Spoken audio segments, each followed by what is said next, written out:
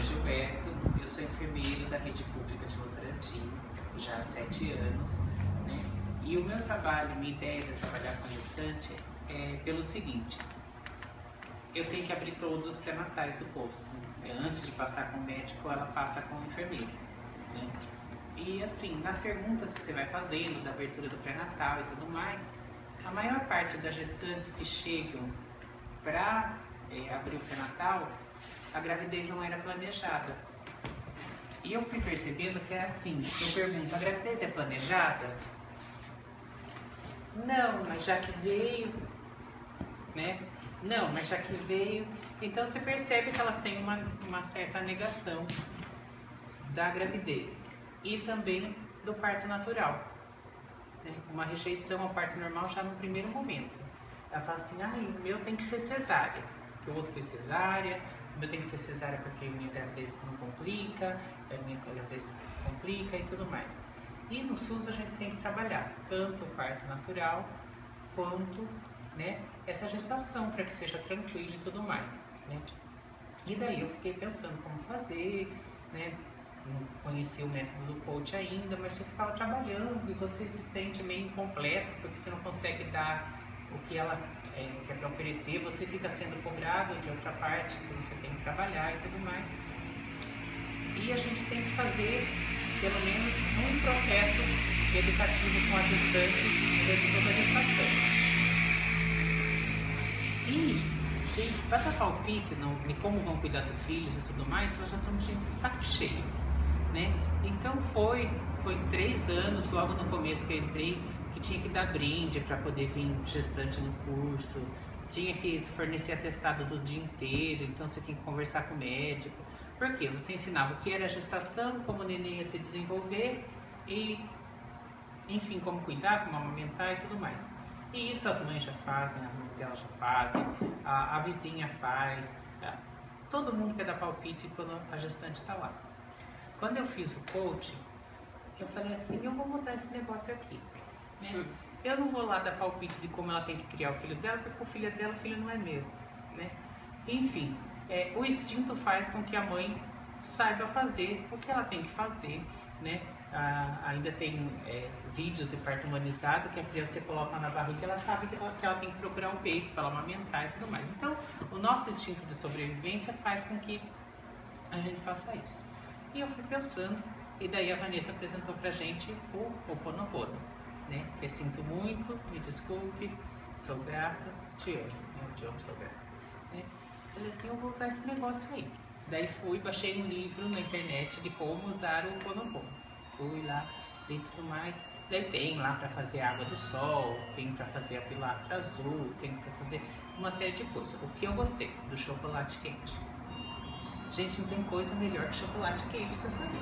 Então, armei lá no primeiro dia, né? Achei que ia ser um fracasso, porque não era curso, não ia ter brinde, não ia ter nada, né? Daí foi, no primeiro dia apareceram 10 gestantes. Falei, bom, tá bom, tenho 60, 10 já tá bom, né? Daí peguei, conversei com elas, que eu ia fazer um relaxamento, que era uma proposta diferente, que o hospital estava dando esse curso de como ia ser o parto e tudo mais, e que meu trabalho era fazer mais uma aceitação da gravidez, um momento delas cuidarem dela mesmo, porque todo mundo agora, quando chega a visitar, põe a mão na barriga e esquece que tem uma mãe, né?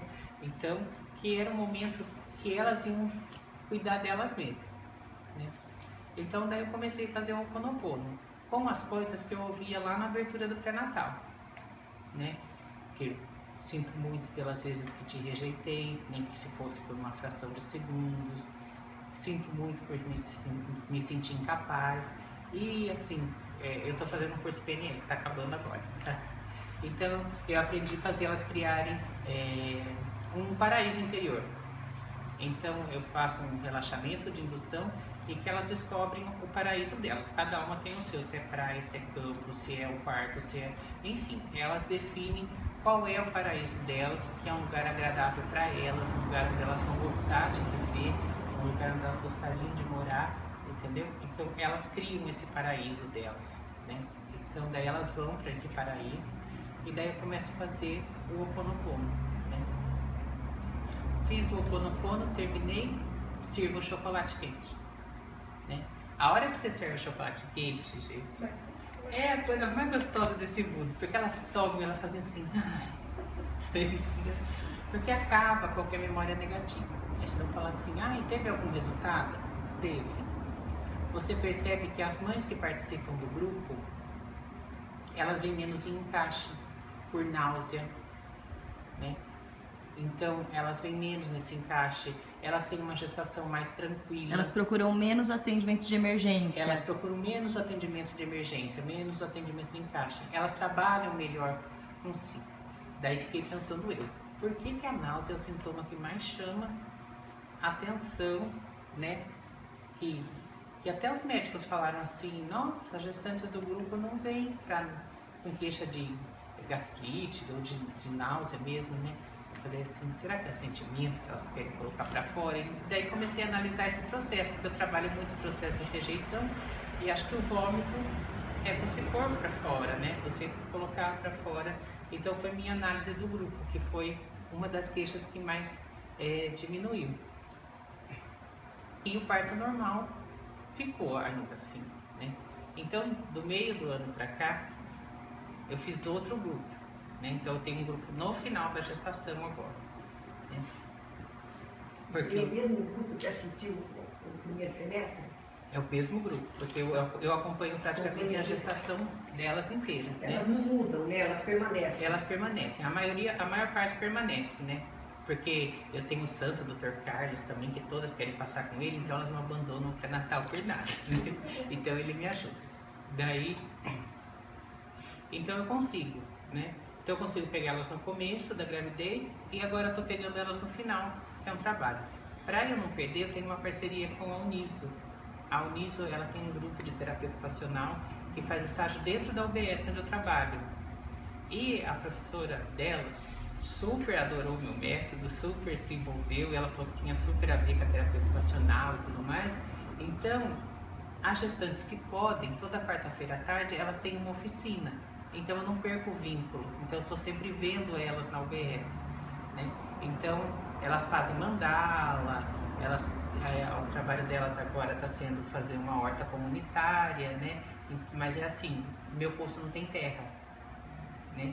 Então, qual foi a ideia? Pegaram pallets, garrafa PET e vão fazer uma horta vertical, né? E elas deram a ideia e falaram assim, como que é legal a gente poder vir aqui pegar um hortelã quando a criança precisa, um negócio assim. Eu falei, isso mesmo, eu quero que vocês sintam que eu gosto de vocês. Então, nesse segundo semestre, eu fiz um segundo relaxamento, em que eu chamo as mães, né? Daí eu chamo as que não podem vir também, de um jeito de arrumar atestado e tudo mais, porque o médico que trabalha comigo é bem parceiro meu e ele gosta desse tipo de coisa, né? Daí eu faço um relaxamento em que eu peço para a mãe visualizar o nenê, né? Se elas conseguirem visualizar o nenê envolto em uma luz azul, ou se elas não conseguirem imaginar o nenê, pelo menos a luz azul, imaginando que é o nenê dela, né? E faço elas serem gratas ao período que elas puderam carregar o nenê, mas que elas estavam dando a oportunidade de eles terem uma vida e que eles fossem felizes e que ela permitiria que eles fossem felizes e tivessem sucesso e que o sucesso deles é o sucesso delas. Então eu fiz esse relaxamento que daí começou a ter uma maior aceitação do parto normal.